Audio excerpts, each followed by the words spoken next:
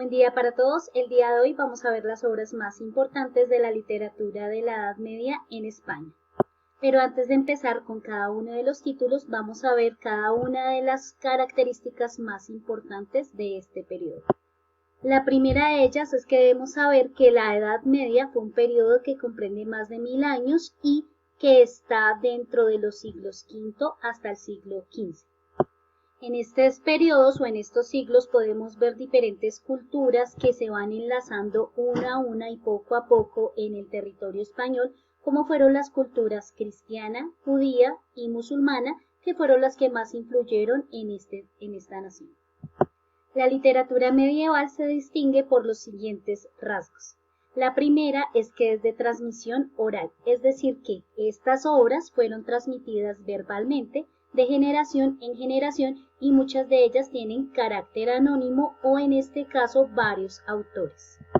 Además de esto, algunas de estas obras son también de transmisión oral porque fueron versadas y fueron cantadas o recitadas, sobre todo por uno de los roles más importantes que tenemos en esta época, que es el del juglar o del trovador. La mayoría de estas obras medievales no pertenecen a un autor, sino que hacen parte de la tradición de un grupo social. En este caso, recordemos que la sociedad estaba dividida en diferentes clases sociales, teníamos un sistema político que era el feudalismo y cada una de ellas tenía una expresión artística totalmente diferente. Muchas de estas obras tienen una función didáctica, es decir, que transmiten valores y ofrecen modelos de comportamiento, en este caso casi siempre como una división entre lo bueno y lo malo, ya que esta sociedad, y no solamente en España sino en Europa, primaba el teocentrismo. En España, esta convivencia de las diferentes culturas, la cristiana, la judía y la musulmana, generó un gran intercambio cultural para la época que el rey Alfonso X el Sabio, rey de Castilla, convocó a varios sabios y traductores para que tradujeran textos árabes y hebreos al latín y al castellano, porque recordemos que es en la Edad Media donde se consolida el castellano como la lengua oficial de España. La mayoría de estos sabios o traductores eran sacerdotes o monjes que vivían en monasterios.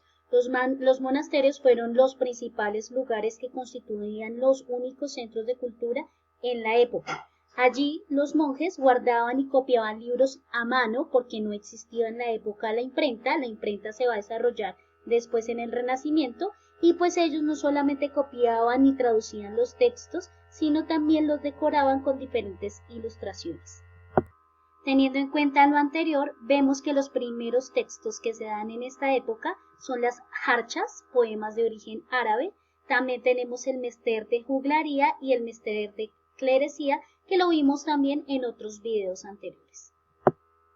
Recordemos que mester significa oficio, entonces cuando hablamos de mester de juglaría es el oficio de los juglares y el mester de clerecía es el oficio de los clérigos o sacerdotes.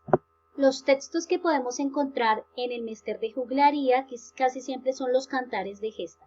Como su nombre lo dice, son canciones los cuales nos narran de manera épica las luchas de un héroe y todas sus aventuras. Un ejemplo claro del mester de juglaría es el cantar del mío Cid. Muchos de estos textos, tanto los del mester de juglaría como los del mester de clerecía, se van a encontrar en forma de poemas o en cantos, porque recordemos que estos se trovaban o se recitaban en voz alta y de manera verbal. Los textos que pertenecen al mester de clerecía son un poco más cultos, tienen un lenguaje un poco más adornado que los del mester de juglaría, porque pues obviamente van dirigidos a un público diferente, pero lo importante de este tipo de textos es que nos quieren reflejar valores y también el buen comportamiento de los ciudadanos. El primer texto que vamos a ver es Amadís de Gaula, que es uno de los ejemplos de otro tipo de texto que también se dio en esta época de la Edad Media, que es la novela de caballerías. Amadís de Gaula es nuestro héroe y personaje principal. Esta fue una obra que la escribió el autor Garci Rodríguez de Montalvo y nos habla de un caballero leal, ¿sí? Y es el más famoso de los libros de caballería. Su historia es un poco curiosa, es el fruto del amor secreto entre un rey y una infanta.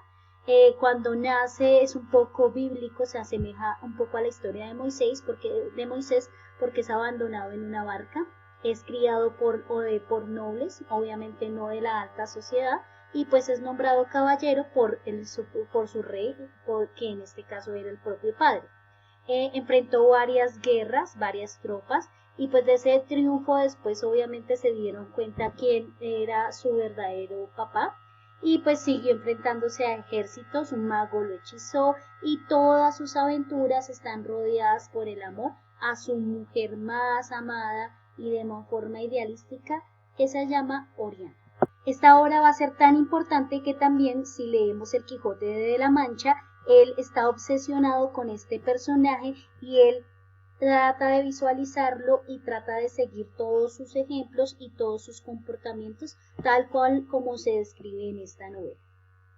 La siguiente obra importante que tenemos es El Conde Lucanor. Esta obra fue escrita por un señor sobrino del rey Alfonso X que se llama Don Juan Manuel.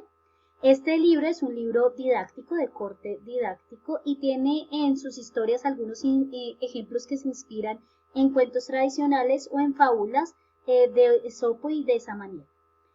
También, si vemos en la diapositiva, nos están dando la definición de que es una serie de cuentos e historias que inician a raíz de un problema que se le presenta al conde, que es nuestro personaje principal, y un personaje secundario que es su amigo Patronio, quien es realmente el narrador de cada una de estas historias y que a través de estas le aconseja varias cosas al conde. Patronio tiene una historia y una moraleja para cada una de las cosas que se cuestiona o le pregunta al conde, y pues por cualquier tipo de aspecto de la vida y con paciencia, pues Patronio se las va contando a través de diferentes fábulas y a través de diferentes ejemplos, obviamente sin mencionar al conde. El siguiente libro de corte didáctico es el libro del Buen Amor, que fue escrito por Juan Ruiz Arcipestre de Hita. Cuando decimos arcipestre es el sacerdote principal de una catedral y de Hita es porque pertenecía a la población de Guadalajara en España. Cuando hablamos de este libro, como está en la diapositiva, es una obra muy larga de 1700 estrofas. Recordemos que las estrofas son los párrafos de un poema en donde narran, describen y se dan varias aventuras amorosas de diferentes personas, no solamente de la vida social, sino pues también de la Iglesia Católica. Y pues también están algunas consejos, maestrías que les da el mismo autor de manera ficticia, que hablan sobre el amor y cómo el amor es bueno y cómo es malo. En la diapositiva nos podemos ver que dice que todo esto se hace de manera autobiográfica ficticia. Algunas personas dicen que el mismo escritor quiso reflejar su propia vida como si se tratara de su propia experiencia, obviamente para, como dice en la diapositiva, mostrar a los hombres en los peligros del loco amor del amor mundano y aproximarlos al buen amor que para la época es el amor de Dios. El siguiente texto de carácter religioso es Milagros de Nuestra Señora, que fue escrito por Gonzalo de Berceo. Como en la diapositiva está, esta obra es un conjunto de 25 relatos donde describe varios milagros de la Virgen María. Este texto pertenece al mister de clerecía, que ya lo estuve explicando en otras diapositivas. Lo importante de esta obra y lo que quería reflejar el autor era aumentar la devoción precisamente por la Virgen María, que es el personaje principal o la protagonista de esta obra. Siguiendo con la diapositiva nos dice que la Virgen María premia o castiga a los hombres. En otros relatos o en otras historias los perdona y logra salvarlos de los pecados, y en otros pues sufren una crisis espiritual y María se aparece y los ayuda a solucionarlo. Los milagros son precedidos por una introducción alegórica. Los invito a que busquemos ese término, qué significa. Muchos de ellos tienen origen folclórico, es decir, que se basan en hechos de la vida real y incluyen detalles también un poco cómicos. Lo importante de estos textos es que al final, como en otros, tiene una moraleja al final del relato. Obviamente no nos podemos apartar de la parte popular y dentro de ellas tenemos las serranillas o poemas cortos de inspiración popular y reflejan los encuentros de amor de un caballero y una campesina. Estas obras o estos poemas cortos fueron escritos por el Marqués de Santillana y también son poemas alegóricos de corte amoroso. En estas composiciones se idealiza de un carácter perfecto a las serranas o las mujeres que habitaban en las sierras o las montañas. Por eso estos poemas tienen este nombre. Otros textos de corte cultural y también que son canciones y que los conocemos solamente en la época de Navidad son los villancicos.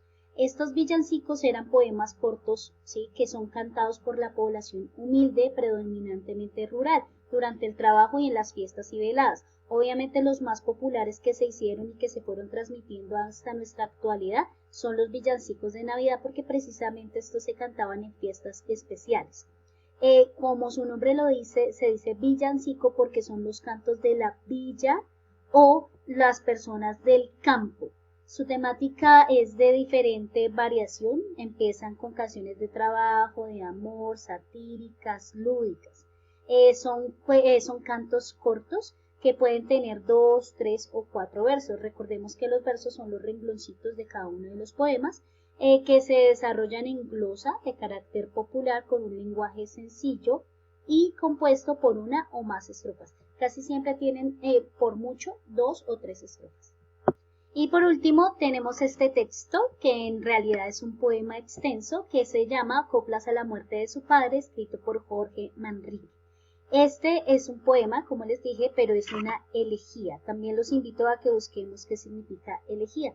Este poema tiene 40 estrofas y en él el poeta habla de su padre, de la muerte de su padre, que en este caso era don Rodrigo de Manrique, y pues a través de estas coplas y cada una de las estrofas reflexiona sobre diferentes aspectos de la vida y de la muerte, la inestabilidad de la fortuna, el correr del tiempo, entre otros aspectos que conjugan la vida completa del ser humano a través de un lenguaje claro y sencillo.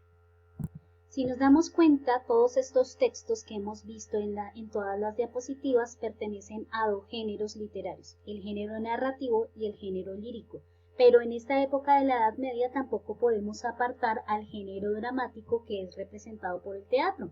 ¿Qué pasa? Como en esta época todo es basado en la iglesia o es una cultura teocéntrica, pues en el teatro vamos a ver representaciones religiosas de la vida de los santos o también episodios de la Biblia y del nacimiento o de toda la vida de Jesucristo.